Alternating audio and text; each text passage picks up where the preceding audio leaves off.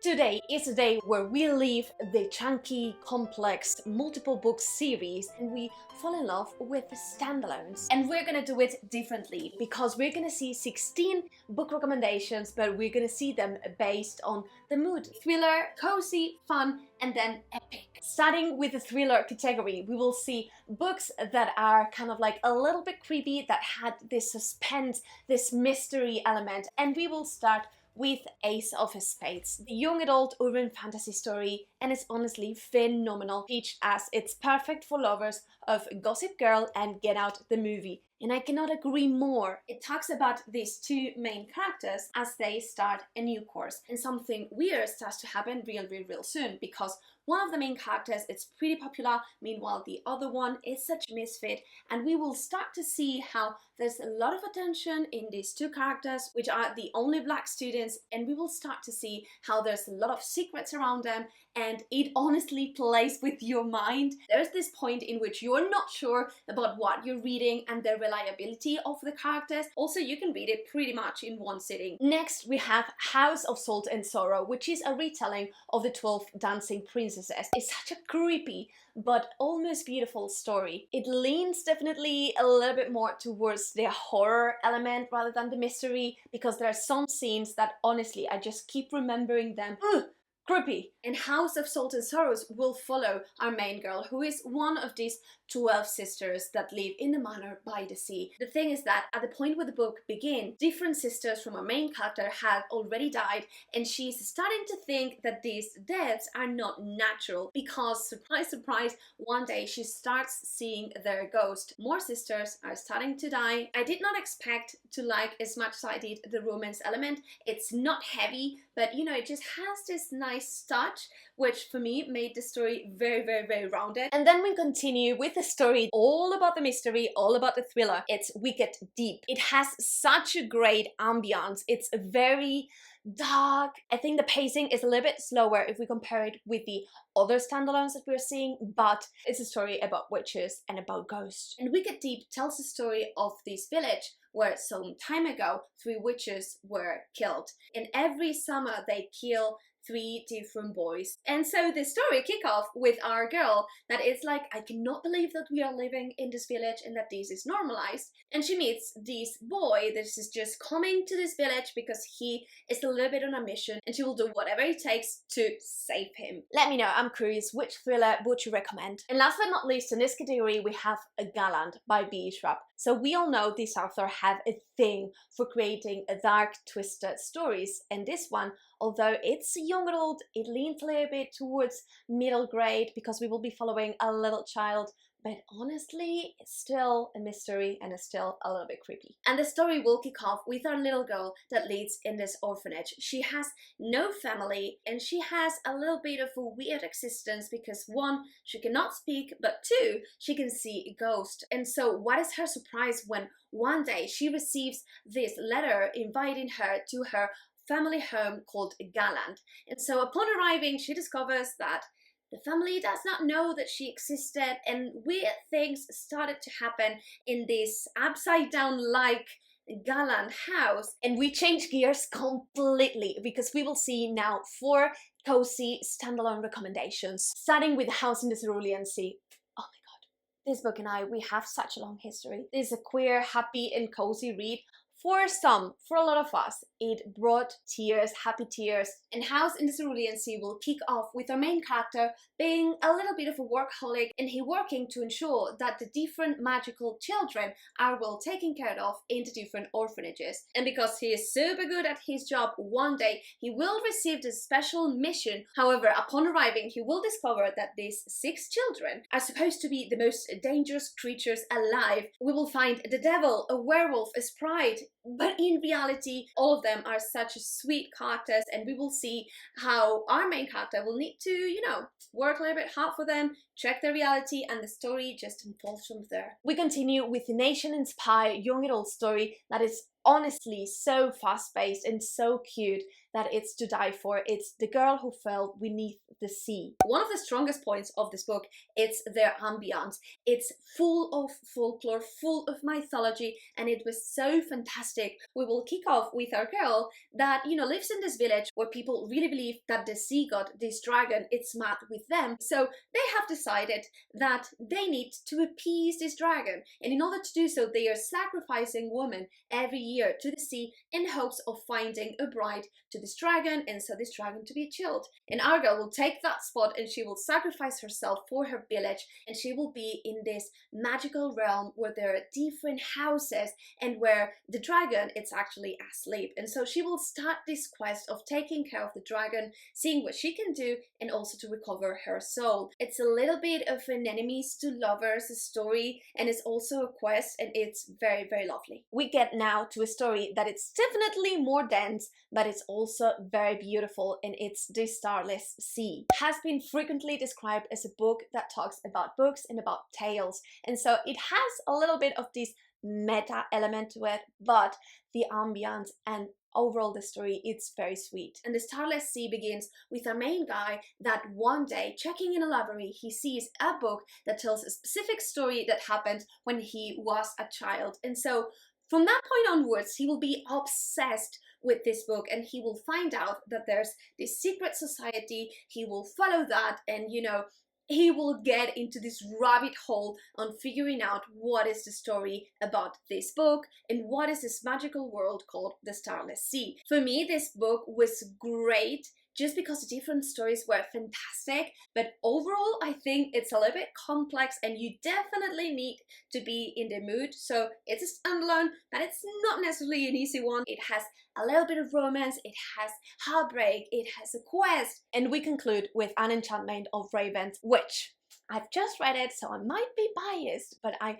honestly just loved it. It's really cozy. It's a story about the Fae, about love, and about a very talented girl. Enchantment of Ravens talks about this world where the Fae are actually kind of like not doing anything, and they really rely on humans to do a lot of different stuff. And our girl is a very talented artist, and so she will be doing different pieces of art for these Fae, and one day one of these pieces that she make will change completely the destiny of one of these Fae, triggering a set of events that will put our main character in danger. Honestly, it's very short, it reads really fast, but it's such a heartwarming, cozy romance story. Talking about cozy standalones, which are the ones that would you recommend? Let me know down below. And we move to the fun standalones. There's books that are very, very, very, very fast, but also there's a lot of banter in them. Our characters are witty, there's a lot of family found vibes, and honestly, it's such an amazing time. And we will start with Ready Player One, the book. This is a fantastic quest where multiple worlds will be explored, and Ready Player One will talk about our main dude who is pretty obsessed with the pop culture. And so in this world, they are kind of like very advanced, and they have developed this second life that you can access through virtual reality. And one day, the creator of this amazing world dies, and he has settled a set of quests, and the one that is able to pass these different trials will be the one inheriting all the power and all the money of this man. We continue with the book that has made me laugh no end. Fun version of World of Warcraft. Let me know down below in the comments if you know already what it is, but it's Kings of the Wyld. We'll kick off with us knowing that there was this band of very famous monster killers that, you know, they were like the MVP, but then they grew old, and one day one of these members of the band is starting calling the other members because his daughter has been kidnapped. The cast of the different characters was spectacular. Continuing with the story that also has a lot of humor, we have Good Omens by Terry Pratchett and Neil Gaiman. If you haven't read this book already, please do. It's fast-paced, honestly fun, and the plot is just fantastic. And Good Omens talks about the alliance between an angel and a demon, because it seems that the world is ending, and it's in the benefit of the two of them to kind of like stop it. And less in the fun side and more in the banter, family found, and also, you know, very quick pace, we will have To Kill a Kingdom. As well, a quest, it's almost a retelling. To Kill a Kingdom honestly has one of the most outstanding beginnings and first lines that I've read so far, and it talks about our girl that it's a siren. In this world, sirens are very mean creatures. What they do is, in order to state power, they reap out hearts, and she is specialized in reaping hearts from princes and very important people. And so one day her path will be crossed with this prince that is a siren hunter. There's going to be a lot of vibes of her mom, it's very mean and it will set her in a very dangerous path, and she also trying to hide away her emotions, her heart. Well, it's an enemies to lovers, very fast-paced story. Loved it. What do you think about these fun standalone recommendations? Is there any of them that you say like, yes, I want to read? And we conclude with arguably my favorite category, which are epic standalones. It will have great world building, fantastic magic systems, and the stakes will be incredibly high. And finally, we get to Brandon Sanderson with Warbreaker.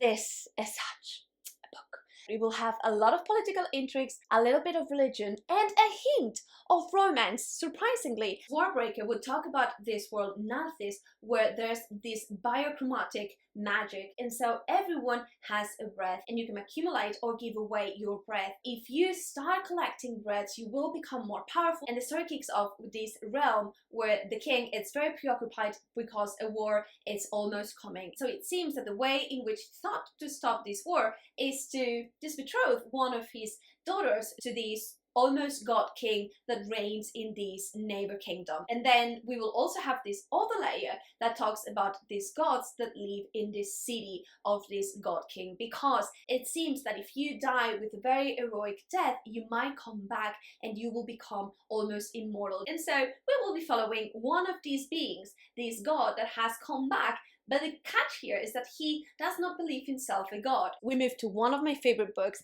fantastic magic, but also fantastic action scenes and very, very character driven, Sword of Kaigen. This is an Asian-inspired story that will follow two main characters, a mother and a son, which might not be our usual cup of tea in fantasy, but hear me out. This book will talk about Kaigen, the city that is almost the only resort towards the invasion. And so in this land, they're kind of like the only ones remaining that really hone their abilities with magic, and that they are really rooted to the samurai tradition. And we will be following the Matsudas, this family that are kind of like the leaders. There's going to be a lot of heartbreak within this story. I honestly sobbed no end. It has a little bit of a weird pacing because it has almost like two great points and the story unfolds differently to those points. They have elemental magic, they have ice, and we continue with a little bit of a chunky boy with the Priory of the Orange Tree. There's so many things packed in this book. The world building it's created in such a careful way, and there's such an amazing descriptions. It's very plot driven. It's gonna be also a quest, and it's gonna be this fight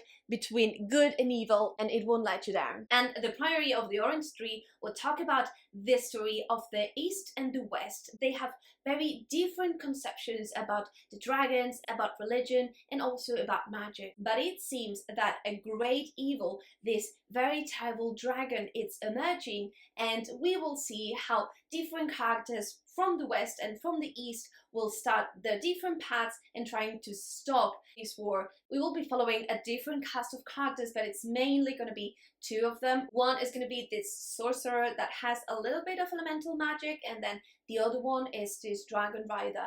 And let's close this book recommendation list with a young adult standalone, which is called Jade Firegold. It seems that there's going to be maybe a second book, but first book can be read as a standalone 100%. It's a quest. It will have different types of magics. It's a little bit of a friends to lovers, enemies to lovers kind of vibe. And Jade Firegold will tell the story about two main characters. First is going to be this girl that it's an orphan, and she has a little bit of magic, and she has been working very, very hard to conceal this magic, but one day this magic escapes and she sets a trigger of events that will put her on the flee. And then we'll have our other character who is the son of the emperor. He's a legit heir to the throne, but everyone believes that he is dead. There's been this uprising, and he will do whatever it takes to get his throne back. Our girl has a little bit of a death magic, meanwhile the heir of the throne has elemental magic. In this case, he will have